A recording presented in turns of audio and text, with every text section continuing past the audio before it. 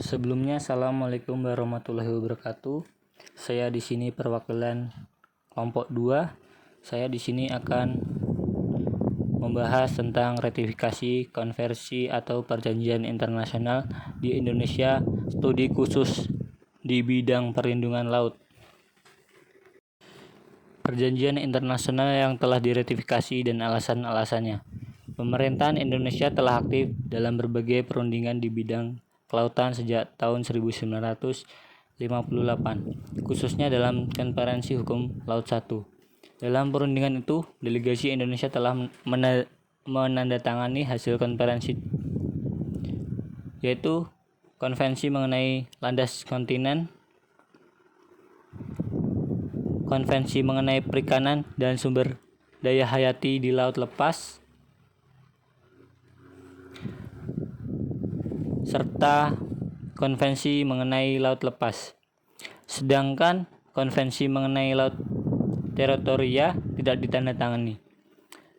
3 tahun kemudian, konvensi-konvensi ini telah diratifikasi melalui Undang-Undang No. 19 tahun 1961 tentang persetujuan atas 3 konvensi Jenewa tahun 1958 mengenai hukum laut, sehingga dari 4 konvensi, hanya 1 konvensi yang tidak ditandatangani dan diratifikasi, yaitu konvensi mengenai laut teritoria. Nah, di sini sudah ada nama perjanjian internasional beserta ratifikasi dan masalah yang diatur. Di sini ada 14. Next, lanjut. Implementasi perjanjian internasional oleh pemerintahan Indonesia. Secara sederhana dikatakan sebagai upaya penerapan suatu perjanjian internasional melalui suatu peraturan hukum nasional dengan ketentuan yang bersifat lebih lanjut. Perjanjian internasional yang telah diratifikasi kemudian menjadi hukum nasional belumlah cukup memadai untuk dilaksanakan, karena itu membutuhkan peraturan-peraturan pelaksanaan lainnya sesuai dengan pasal-pasal perjanjian internasional tersebut.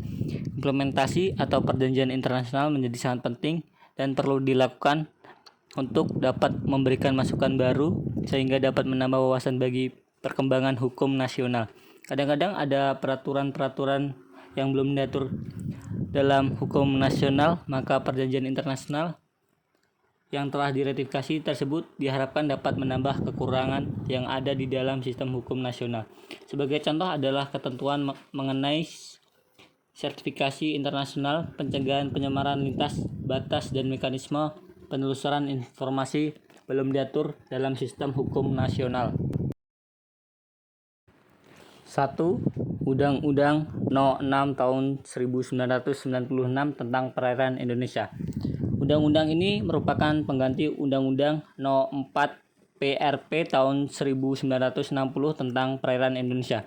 Undang-undang tersebut terdiri atas 7 bab dan 27 pasal yang mengatur hal-hal mengenai wilayah perairan Indonesia, hak lintas bagi kapal-kapal asing, pemanfaatan, pengelolaan, perlindungan, dan pelestarian lingkungan perairan Indonesia, serta penegakan hukum di perairan Indonesia. 2. Peraturan Pemerintah Nomor 17 Tahun 1974 tertanggal 18 Maret 1974 tentang pengawasan pelaksanaan eksplorasi dan eksploitasi minyak dan gas bumi di daerah lepas pantai. Peraturan pemerintahan ini terdiri dari 65 pasal dan 12 bab. Bab ini diantaranya mengatur masalah instalasi pertambangan, pipa penyaluran, pendidikan geologi dan geofisik, pendidikan dasar, penggunaan bahan peledak. Peraturan pemerintahan ini juga menata mengenai usaha pemanfaatan seperti pemboran eksplorasi, pemboran pengembangan, dan pemboran penilaian, kemudian produksi, penimbunan, pemuatan, konferensi mengenai masalah jurisdiksi, mengatur mengenai daerah perbatasan, wewenang penyelidikan, dan ketentuan pidana. 3. Keputusan Menteri Perhubungan No. KM 167 HM 207 PHB 86 tertanggal 27 Oktober 1986 tentang Sertifikat Internasional Pencegahan Pencemaran oleh Minyak dan Sertifikat Internasional Pencegahan Pencemaran oleh Bahan Cair dan Beracun. Keputusan Menteri Perhubungan ini dikeluarkan dalam upaya melindungi lingkungan laut. Selain itu juga dinyatakan secara tegas bahwa pemerintahan Indonesia turut meratifikasi Konvensi Internasional tentang Pencegahan Pencemaran. 4. Keputusan Menteri Perhubungan No. KM 215 AL 506 PHB 87 tertanggal 19 September 1987 tentang pengadaan fasilitas penampungan limbah dari kapal.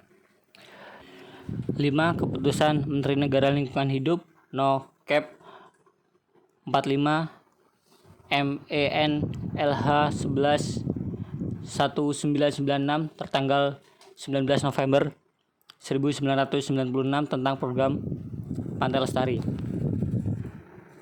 Sekian dari saya. Apabila ada salah kata atau materinya kurang detail, mohon dimaklumi. Sekian dari kelompok 2. Terima kasih.